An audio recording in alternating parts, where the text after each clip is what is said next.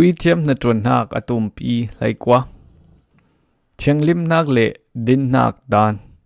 Israel mi pi nen I simding a boypa in Moses nena hitin in a fiel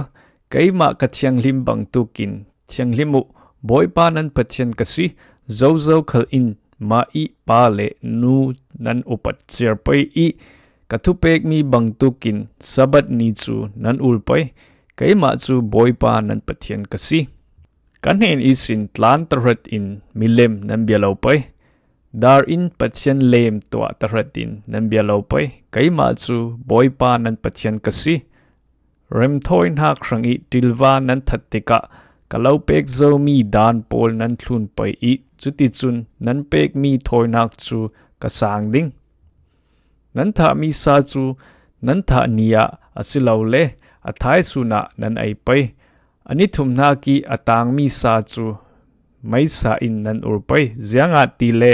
sathiang lo asi I mi pakhat khat in ai asile nan pek mi thoinak chu kasang lo ding kanhen I pek cha mi ai ronga thil thiang lim ziang man I shlowa achang I mimo asi churanga ama chu kami phunsung I serchi non lo ding asi nan lo I rol nan khom tika lo ri tiang la hlau nan tan ta mi rol lep khal wa hol sal hlau nan rel mi sabitra asilo le leilung I atlam mi sabitra pol hol sal dinga nan sabit mon a wa fe hlau chu pol chu mi fara le mi khol sukso pol franga tan ta u kaima chu boypa nan pathian kasi ruk ru la mi bum la thupan per la thlun nan tumlo mi thukam nak kamin in to la kamin nan sia terasi kaima chu boypa nan pathian kasi nangma I thlok nak ranga mi vanek rok la midang thilvaru la midang I lo man chu zan khat sung man reng la nase mi vacham set la michopa ba se tia amai a thil pakhat khat ret la kaima hi iti zao boypa na pathian kasi midang I thu na thentika tan mi bul nei lo in digzet le dingzet in relo mi fara watan chuang la million khal wati chuang la thupan tu warel sin vivo la mi pakhat khat I nunnak le thi nak thu an thentika nathu simmi athanem ding asia chun mai song lo in simo kaima chu boypa kasi nalai chin pi athupin what mi nei la ama ronga misual na si lo nak ding in amo na ti asile fiangte in simsono zo I parmana puba lalha mi na huat nak kha na chinlunga tap ter ring la nangma na du dot ok vekin midang du dot veo kaima chu boypa kasi kathupek mi thlunu inzuat tilwa phundang dang fate nai ding in pol oter hla u lo pakhat sunga thlai phun ni ching hla u pat phun ni I ta mi ni pon ruk hla u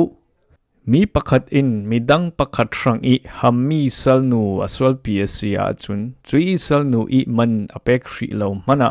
chui salnu le aswal pi tu pa chu fremna kan torpai an panni in that ding an silo salnu asithri tho I alot hri lo ronga fremnak long pek ding an si chupa chun tu chang pakhat mo thoina ka nak pon thlam I sangka a akeng pai I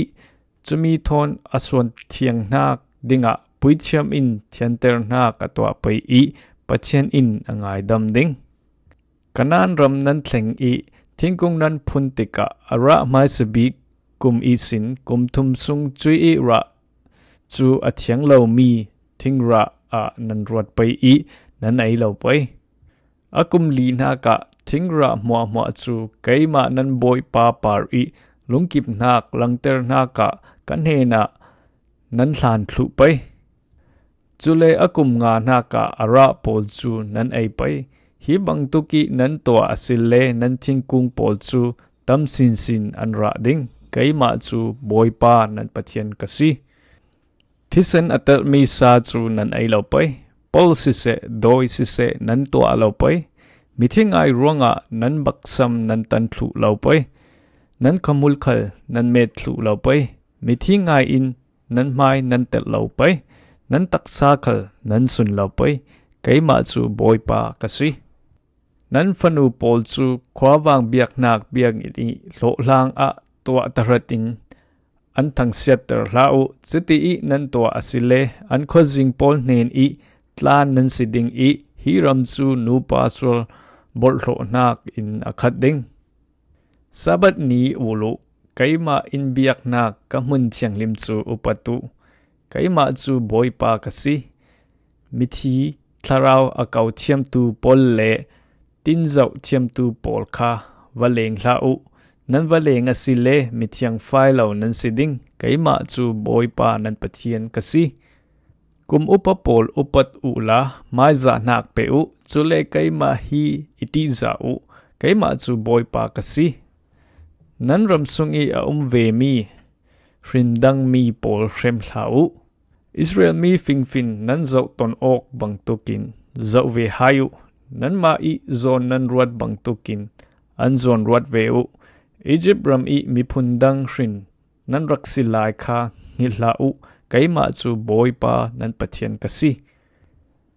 atoi asaw ta na ka sise arit azang khai na ka sise atam amal sir na ka sise thildik lo mi mang tarat in mi wabum hlau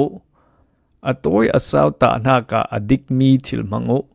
arit azang khai na ka adik mi choi mangu atam amal sir na ka adik mi thil mangu keima chu boy pa nan pathian kasi i Egypt ramisin alo swa tu kasi kadan le kathupek mi mo thunu keima chu boy pa kasi tia ati Puithiam Hnatuannak atumpi hlaikwa